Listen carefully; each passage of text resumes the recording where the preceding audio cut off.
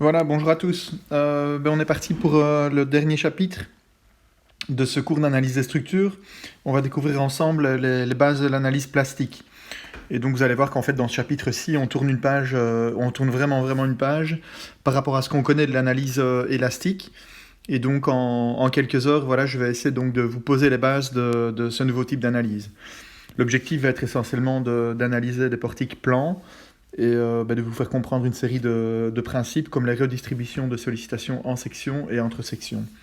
Probablement un dernier acquis d'apprentissage que je n'ai pas indiqué ici consiste à bien comprendre la différence entre les approches statiques par rapport à cinématiques et les théorèmes qu'on va voir un petit peu plus tard, qui sont le théorème de la borne sup, Upper Bound Theorem en anglais, et le théorème de la borne inf. Alors voilà, en guise d'introduction, on peut essayer de réviser un petit peu ce que vous connaissez au niveau de l'analyse élastique des structures. Donc si on imagine une poutre sur deux appuis qui est soumise à une charge transversale F à mi-portée, donc elle subit un déplacement delta, on peut supposer pour commencer que la poutre a une section rectangulaire de dimension h fois b, et donc on sait bien que dans le calcul élastique, le diagramme des contraintes est un diagramme des contraintes bitriangulaire, comme celui-ci. Il est donné par la loi de Navier, que vous connaissez, qui se base sur les hypothèses de Bernoulli, qui disent donc que les sections droites restent droites et perpendiculaires à l'axe neutre. Et donc, dans un dimensionnement élastique, on calcule les contraintes en faisant le moment m divisé par le module de flexion élastique, W élastique. W élastique, ces unités, ce sont des mètres au cube ou une distance au cube. W élastique, c'est I divisé par H demi. Donc par exemple, pour une section rectangulaire, donc ceci c'est un exemple, c'est BH cube sur 12 divisé par H demi, et donc il nous reste BH carré sur 6.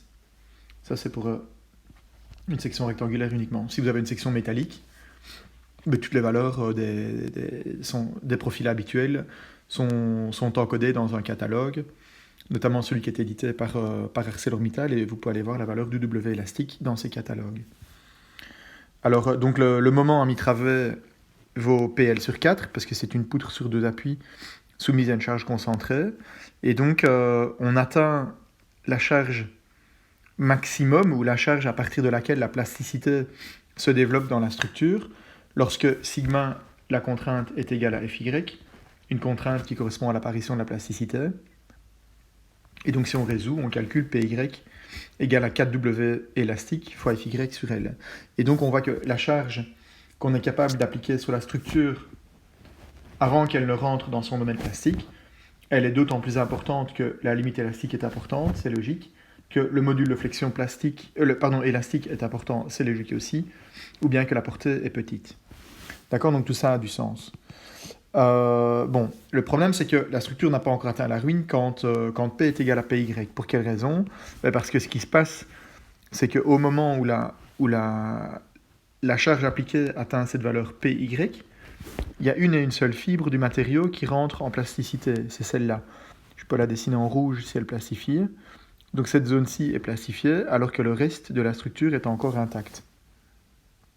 Donc il y a ce qu'on existe, une réserve de résistance en section, parce que certaines fibres peuvent encore plastifier.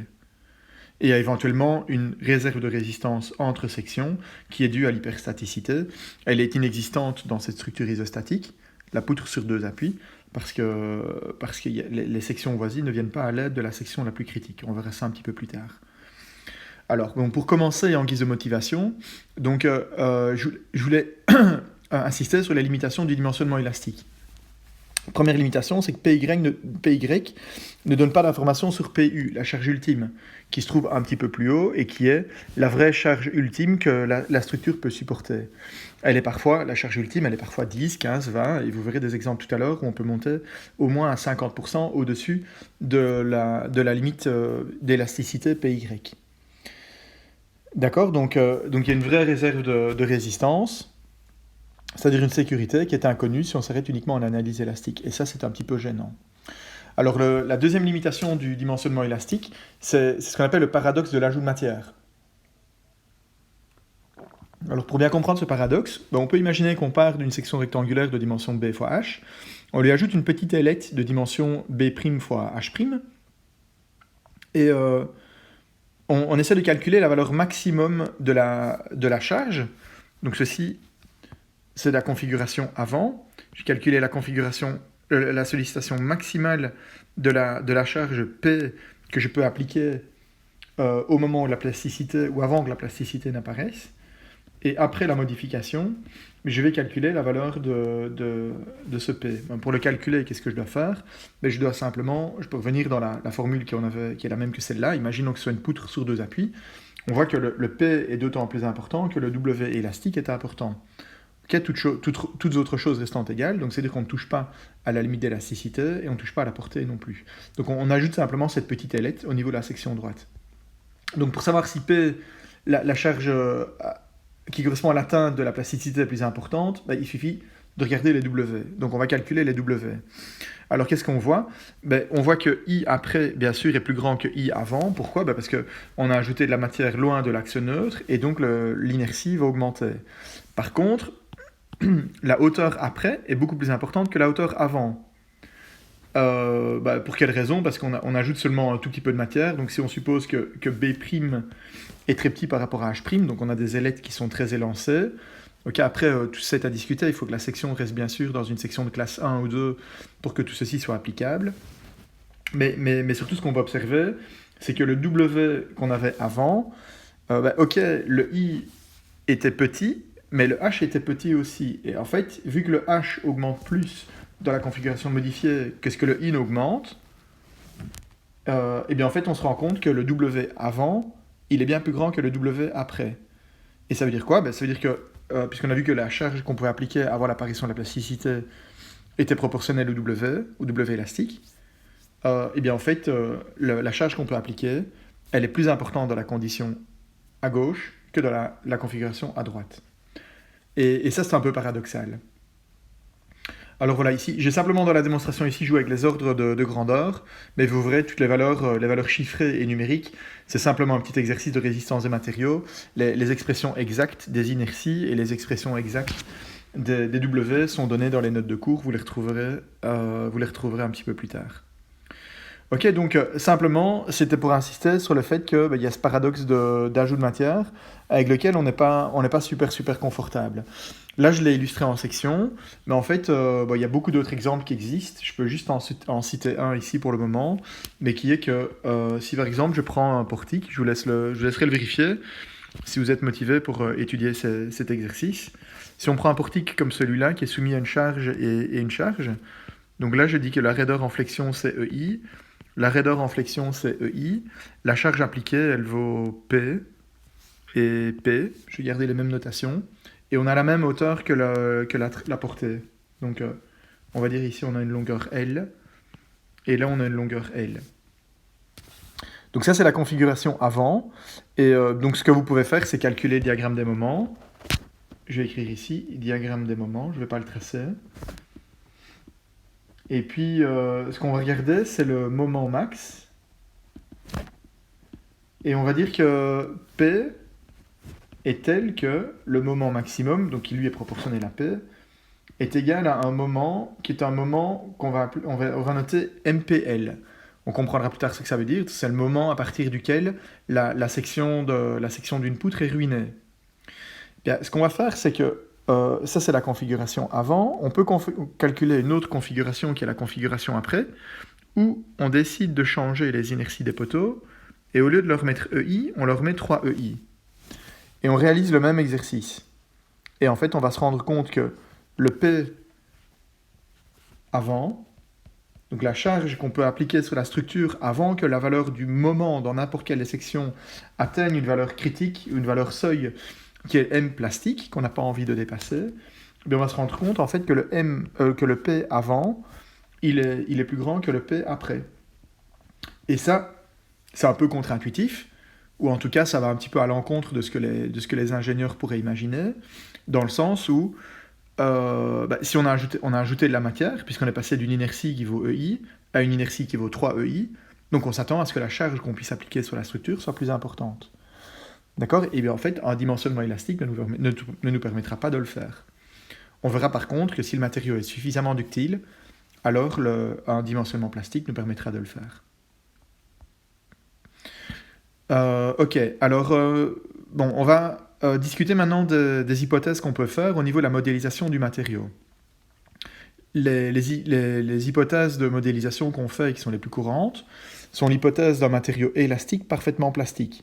Donc c'est-à-dire qu'en plus de la caractérisation de la loi contrainte-déformation par le module de Young, qui est la seule information dont on a besoin quand on suppose que le comportement est indéfiniment élastique, c'est la seule information qu'on a, on a juste un et un seul paramètre, et en fait on va ajouter un deuxième paramètre, et on va dire que quand la contrainte atteint un certain palier, qui est la limite d'élasticité Fy, eh bien en fait la structure continue de se comporter sur un palier. Donc en fait on a besoin de deux paramètres dans une loi de comportement élastique parfaitement plastique, deux paramètres, E et Fy, pour la représenter correctement. Ce qui se passe, ça vous le connaissez bien de vos cours de matériaux déjà, ce qui se passe c'est que si pour une raison ou pour une autre la contrainte disparaît, donc la charge disparaît, eh bien on va descendre selon une droite qu'on va idéaliser comme étant parallèle à la droite de chargement élastique. Alors au lieu d'utiliser E et Fy, on pourrait utiliser à la place epsilon y, qui est la déformation à partir de laquelle la plasticité apparaît. Et simplement, Fy et epsilon y sont liés par la relation qui est la relation de Hooke, puisqu'on est à la limite du domaine élastique. Alors, si on fait l'hypothèse maintenant qu'on regarde la configuration, la déformation de la structure jusqu'à des très grandes valeurs de déformation, d'accord, jusqu'à des grandes valeurs de déformation, on va très loin dans les défauts, et en fait on comprend bien que si on regarde cette loi de comportement de très très loin, eh bien en fait le point A, il est virtuellement très très proche de l'axe vertical. Et donc ça veut dire qu'en fait, on pourrait être tenté d'idéaliser le comportement de la structure d'une autre manière encore, qu'on va appeler le comportement rigide parfaitement plastique. Et dans ce comportement rigide parfaitement plastique, qu'est-ce qu'on fait ? On suppose les déformations élastiques comme étant négligeables. Et donc on se retrouve avec de nouveau une loi à un paramètre. Le seul paramètre qu'on obtient, ce sera Fy. D'accord ? Donc en fait, ce que vous connaissez aujourd'hui, ou ce que vous avez utilisé tous les jours, ou en tout cas très régulièrement jusqu'à ce jour, c'est la loi à un paramètre, le paramètre étant le module de Young. Ce que nous, on va faire dans la suite, c'est utiliser la loi à un paramètre, le paramètre étant la limite d'élasticité Fy. Et le modèle élastique parfaitement plastique, en fait, c'est un modèle qui est un petit peu à l'intersection entre les deux.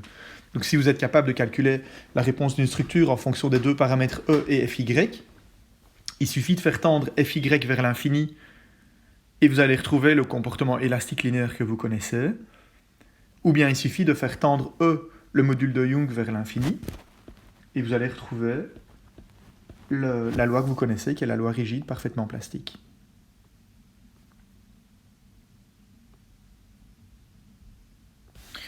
Okay. À partir du moment où on a introduit une loi élastoplastique, on a introduit une forme de non-linéarité matérielle dans la structure, et le principe de superposition n'est plus applicable.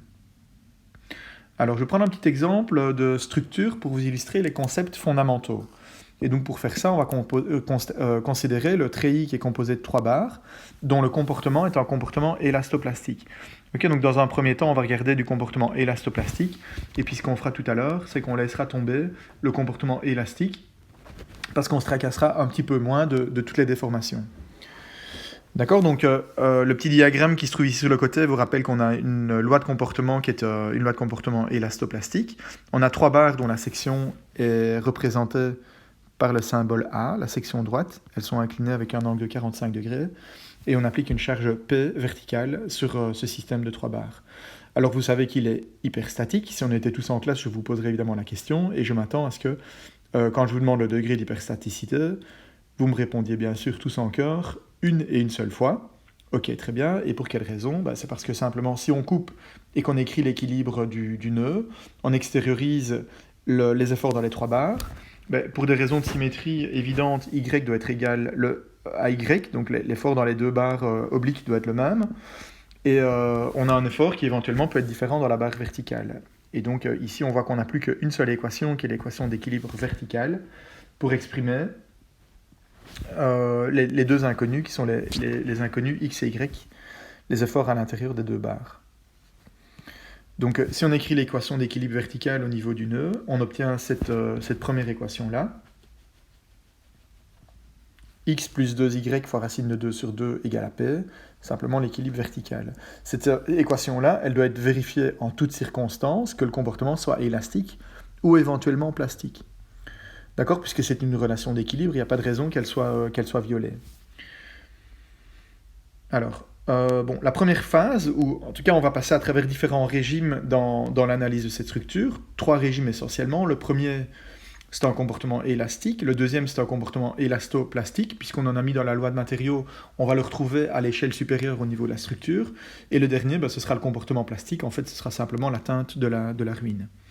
Alors, comme on vient de le dire, le Strey est hyperstatique une fois. Vous pouvez l'analyser par la méthode des forces ou bien par la méthode des déplacements si vous voulez. Peu importe, je ne fais pas l'exercice ici.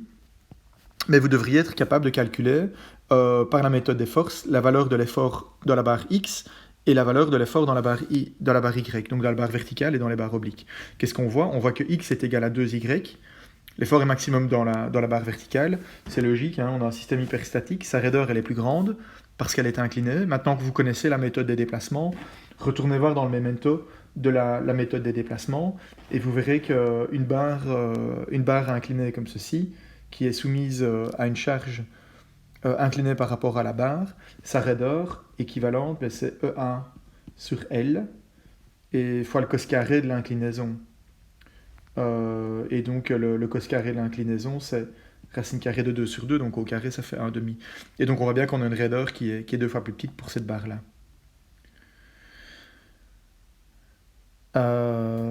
Ok, et donc ceci explique la raison pour laquelle l'effort est plus grand dans la barre X. On peut s'amuser aussi à calculer le déplacement. Si vous avez utilisé la méthode des déplacements pour calculer les efforts, c'est un sous-produit immédiat de la méthode des déplacements. Par contre, si vous avez utilisé la méthode des forces, il faut appliquer le théorème de la force unité pour calculer le déplacement. Je passe tout ça parce qu'on connaît, c'est le comportement élastique. Alors qu'est-ce qui se passe? On va arriver à la fin du régime élastique, au moment où l'effort dans la barre verticale sera égal à NP. NP, je l'appelle, j'utilise ce symbole pour représenter l'effort normal plastique. Effort normal plastique. C'est-à-dire que c'est l'effort qu'on peut appliquer dans la barre. Si on suppose qu'on a une barre de section circulaire, mais c'est l'effort qu'on peut appliquer dans la barre. On sait que les distributions de contraintes, elle est uniforme, sigma. Si sigma est égal à Fy, alors l'effort dans la barre, N, est égal à sigma fois 1, est égal à Fy fois 1. On appelle ça l'effort plastique. Il est impossible de monter en traction au-delà de cet effort-là. Pour quelle raison? Parce que vous voyez bien qu'au niveau des contraintes, il est impossible de monter au-dessus de Fy. Et donc, quand l'effort dans la barre, j'essaie d'avoir une vue macroscopique maintenant. Vous vous souvenez, quand on analyse de structure, on a une vue macroscopique. Donc, je regarde la condition d'apparition de la plasticité et je dis que quand l'effort dans la barre est égal à N plastique, alors on est à la limite du comportement élastique. Dans ce cas-là, la valeur de P, on peut l'extraire à partir de cette relation-là. Si on dit que X est égal à NP, on extrait P et on obtient PE, qui est la limite d'élasticité, et qui est donnée par 2 plus racine de 2 sur 2 fois 1 Fy. En termes de contraintes, c'est ce que je viens de dire, on a sigma égale à Fy dans la barre verticale, et on a Fy demi dans les deux barres inclinées, parce que Y est égal à X demi. Ça veut dire quoi? Ça veut dire qu'en fait, on a encore une résistance, un solde de résistance à travers les deux barres diagonales. Si on avait fait un design élastique, on devrait s'arrêter là, et il est évidemment impossible de dépasser cette charge qui est appliquée sur la structure. Alors on peut maintenant donc se poser la question de savoir ce qui se passe si P dépasse PE. Alors si P dépasse PE, on va atteindre la limite d'élasticité dans la barre verticale. En fait, on a déjà atteint la limite d'élasticité dans cette barre-là.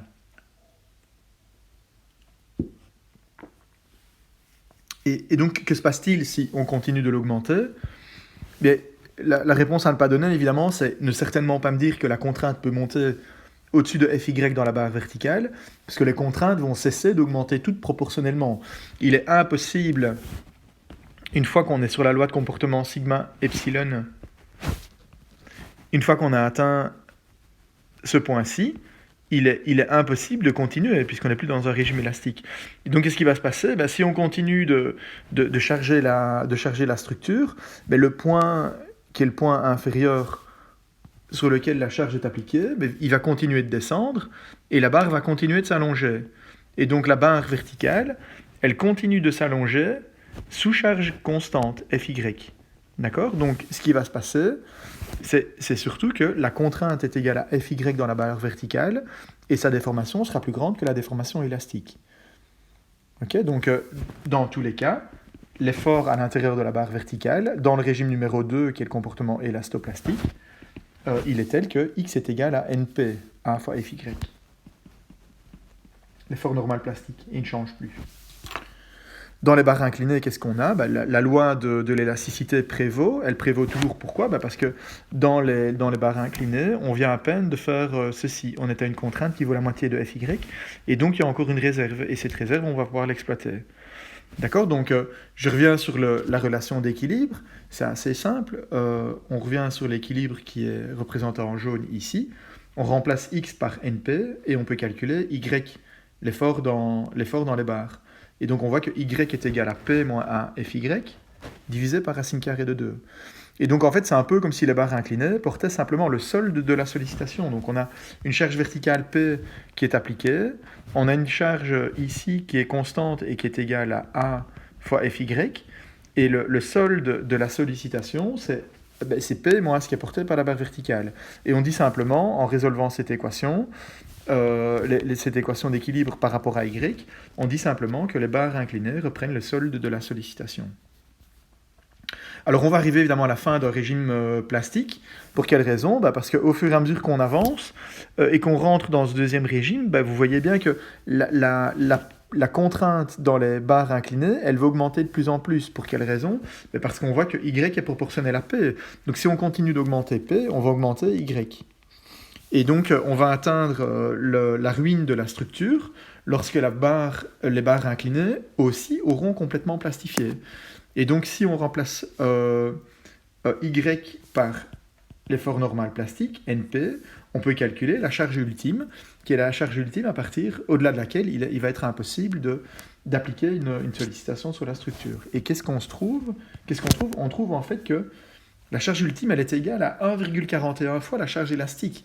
Donc, c'est-à-dire qu'au-delà de la première plastification dans la structure, vous voyez qu'on a encore une réserve de résistance qui est réellement conséquente. 40%, ce n'est pas quelque chose qui est négligeable. Si ça se traduit directement en termes de coût sur le coût de la structure, vous voyez qu'on a intérêt à exploiter le régime plastique. Alors, je vous ai passé le calcul des déformations. Ces déformations, elles sont détaillées dans les notes de cours, de nouveau. C'est peut-être moins important parce que ce n'est pas quelque chose qu'on va étudier, surtout quand on fera du calcul rigide plastique. Mais quand on fait un calcul élastoplastique, ça peut avoir un certain intérêt. On a vu que dans le domaine élastique, on avait des déformations qui étaient proportionnelles, delta est proportionnel à la charge P. Eh bien, ce qui se passe dans le système qui est le système élastoplastique, donc une fois que la structure a plastifié, on a une expression un petit peu plus compliquée pour les déplacements delta. Vous les trouverez dans les notes de cours si vous voulez. Et si on regarde ce qui se passe donc au niveau du déplacement delta dans la structure, eh bien on va voir qu'on a cette loi de proportionnalité dans le régime élastique. Ça, c'est le régime 1. Dans ce régime-là, qu'est-ce qu'on a dit? On a dit qu'au fur et à mesure que la charge P augmentait, attention que les diagrammes sont peut-être un petit peu trompeurs. On a la charge qui augmente ici, elle augmente là-bas et elle augmente ici. C'est juste parce qu'on a l'habitude d'écrire le diagramme flèche-charge en indiquant la flèche sur l'axe des abscisses et la charge sur l'axe des ordonnées. Donc plus la charge appliquée augmente et plus l'effort dans la barre verticale augmente, jusqu'à l'atteinte de l'effort normal plastique, NP, égal à 1 fois Fy. On a la même chose dans la barre inclinée. Et vous vous souvenez qu'au moment où on atteint la charge élastique, PE, l'effort dans la barre inclinée, elle est seulement 2 fois plus petite. On a ensuite le deuxième régime. Dans le deuxième régime, on va continuer d'augmenter la sollicitation. On a le droit de le faire. la déformation, elle va augmenter de manière plus que proportionnelle. C'est-à-dire qu'au lieu de continuer sur une courbe qui est comme ceci, ben, vous voyez que la déformation, elle augmente davantage. Et puis, ben, ce qui va se passer en dernier lieu, on a l'atteinte de la ruine de la structure. D'accord? Donc ça veut dire qu'en termes de sollicitation, il est impossible d'aller plus loin. Okay? Il est interdit d'aller dans cette zone-là. Okay? C'est une zone qu'on ne peut pas franchir. Et par contre, en termes de déplacement, bah là, on peut regarder ce qui se passe. En fait, on a un déplacement qui grandit jusque l'infini. Alors, si on se souvient que la raideur d'une barre, c'est la proportion ou la règle de proportionnalité entre la charge et le déplacement. Donc ici, on a une raideur de la barre ou une raideur du système de manière générale qui est égale à une raideur initiale K0 et qui est la raideur offerte par le système complet. Mais en fait, on peut se rendre compte qu'ici, on a une raideur qui est une raideur K1 et une raideur qui est une raideur K infini qui devient nulle. Donc on a une perte de raideur complète. La raideur K0, c'est la raideur qu'on a dans le système initial. Donc c'est-à-dire que c'est la relation entre P et delta dans le système à 3 barres. Ensuite, après la première classification, on a le système à 2 barres. Celle du milieu, elle n'a plus aucune raideur. Pour quelle raison est-ce qu'elle n'a plus de raideur? Ben parce que dans la barre du milieu, on est exactement sur le palier plastique. Et donc, elle continue de se déformer à charge constante. Donc, on n'est pas obligé d'ajouter une charge ou une contrainte supérieure pour que la déformation apparaisse. Donc, sa raideur est nulle. Et donc, on retrouve la raideur du système, qui est le système à 2 barres, K1. Et puis, dans le dernier cas, ben, on va retrouver le système sans aucune barre, P delta. Et donc, le K infini est égal à 0, il n'y a plus aucune raideur. Voilà. Bon, c'est un petit exemple introductif. On va remettre le même style de couleur. Voilà, un petit exemple introductif pour vous montrer comment fonctionne le comportement d'une structure au-delà de sa charge limite élastique. Alors, quelques enseignements qu'on peut tirer de ceci. La charge ultime peut être largement supérieure à la charge élastique. On a un phénomène de ce qu'on appelle de redistribution entre sections. C'est un phénomène qui est excessivement important à connaître. On vous en parlera dans vos cours de métal et on vous en parlera aussi dans vos cours de mixte, dans le cours de béton également. Et dans ce cas-ci, en fait, on observe un phénomène de redistribution entre sections. Et ce phénomène consiste en quoi? Il consiste dans le fait que vous voyez que la charge maximale qu'on peut appliquer, PU, elle est égale à racine carrée de 2 fois PE. Et ça veut dire que si on avait fait un calcul élastique avec une charge maximale qui est une charge égale à PU, ben on aurait vu bien sûr dans la barre verticale une contrainte ou un effort beaucoup plus grand que l'effort limite élastique qu'on peut imaginer, puisqu'on est racine carrée de 2 fois au-dessus de cette valeur-là. Et donc, au lieu d'avoir une distribution d'efforts qui correspondrait à avoir quelque chose qui est égal à racine carrée de 2 fois NP dans la barre verticale, racine carrée de 2 fois NP dans la barre verticale, ce qui est bien sûr interdit, mais c'est ce qu'on aurait si on avait fait un calcul élastique, eh bien en fait, on se rend compte que et des valeurs dans les barres inclinées qui valent racine carrée de 2 sur 2 fois NP et racine carrée de 2 sur 2 fois NP, on se rend compte en fait que, à la place, la distribution d'efforts dans la structure au moment de la ruine, eh bien c'est NP partout. NP, NP. Et donc c'est un peu comme si l'effort trop important qui est dans la barre verticale, qui vaut racine carrée de 2 fois NP, c'est un peu comme s'il a envoyé une partie de l'effort vers ses voisins, et on appelle ça une redistribution des efforts entre sections, dans ce cas-ci entre éléments.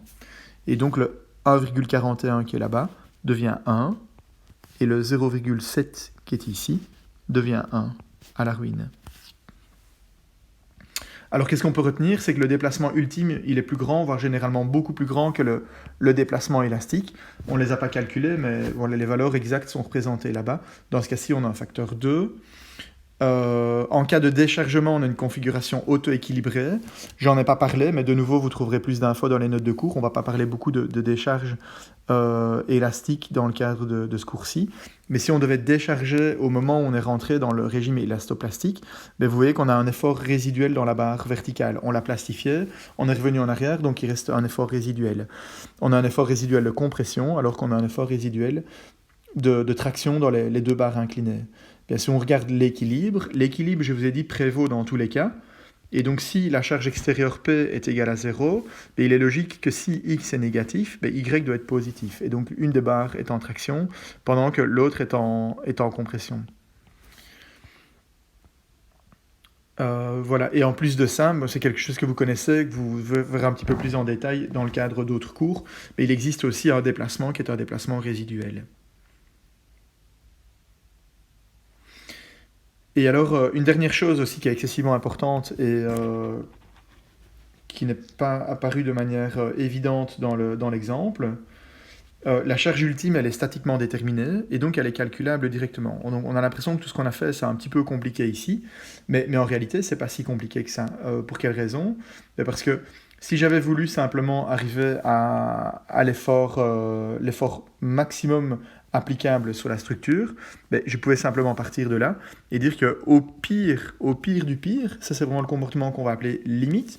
Dans le comportement limite, x est égal à l'effort normal plastique et y est égal à l'effort normal plastique. Donc je vais avoir n plastique, je peux simplifier par 2, fois 1 plus racine carrée de 2, 1 plus racine carrée de 2 est égal à P. Et ça,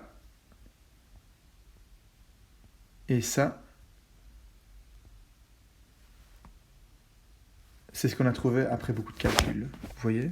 Le voilà ici.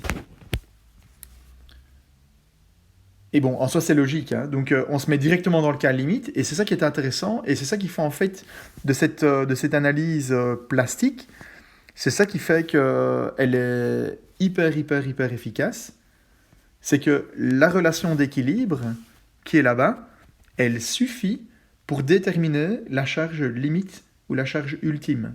Et on n'a pas besoin de représenter l'histoire complète du chargement. Donc on n'a pas besoin d'avoir les déformations, on n'a pas besoin d'avoir tous ces détails-là si on a envie de calculer le comportement ultime de la structure. Ok, bon alors, j'espère que ceci est bien compris. C'est vraiment juste un petit exemple en guise d'introduction pour vous faire comprendre les principes de base du comportement élastoplastique et puis surtout plastique limite des structures. Je vais mettre quelques hypothèses pour expliquer comment fonctionne le comportement des structures. Donc, les hypothèses qu'on va faire, c'est qu'on a un chargement proportionnel qu'on va représenter à l'aide du multiplicateur de charge lambda. Donc vous verrez souvent apparaître un lambda, c'est un symbole qui est un symbole réservé uniquement à un multiplicateur de charge. Donc on va généralement considérer un cas de charge qui est composé d'un ensemble de forces, P, F, petit q des charges réparties, etc. Et toutes celles-là, on va les multiplier par un multiplicateur lambda. Dans la réalité, qu'est-ce qu'on fait? Généralement, les sollicitations P, F, P, Q que vous voyez là-bas viennent de l'eurocode, par exemple, sont les charges nominales que vous devez utiliser pour le calcul, ou les charges de dimensionnement, MSD, NSD, etc. etc. Et toutes ces valeurs, on va les multiplier par ce multiplicateur qui est fictif. Et on va calculer la limite, donc la valeur maximum que ce multiplicateur peut prendre avant d'atteindre la ruine. Si il est plus grand que 1, alors ça veut dire qu'on est capable sur cette structure d'appliquer un effort qui est plus grand que l'effort nécessaire, requis ou demandé, la charge de service si vous voulez. Et si par contre le lambda est plus petit que 1, alors là c'est catastrophique, ça veut dire que la structure ne fonctionne pas bien ou ne fonctionne pas comme elle devrait.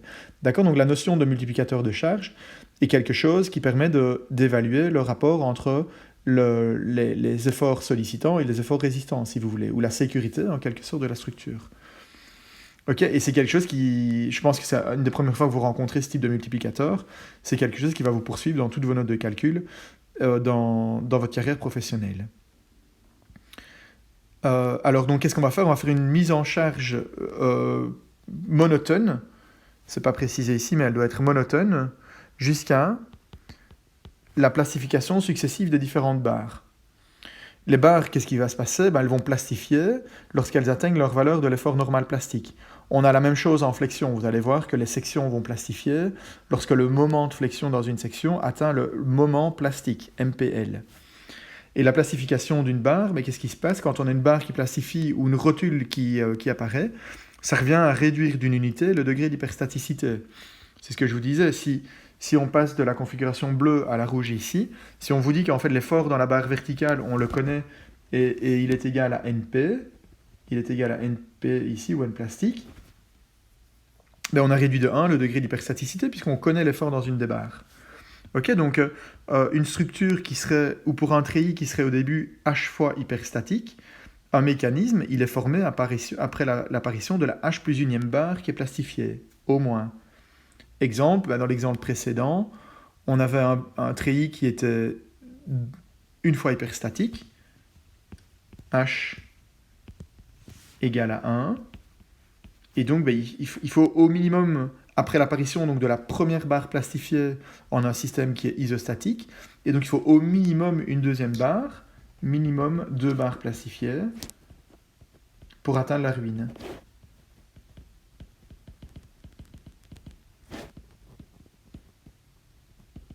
Dans notre exemple, en réalité, on en a eu 3, mais pour des raisons de symétrie. C'est juste qu'en fait, à cause de la symétrie de la structure, les 2 barres inclinées, elles ont atteint leur limite d'élasticité en même temps, et donc elles ont plastifié en même temps.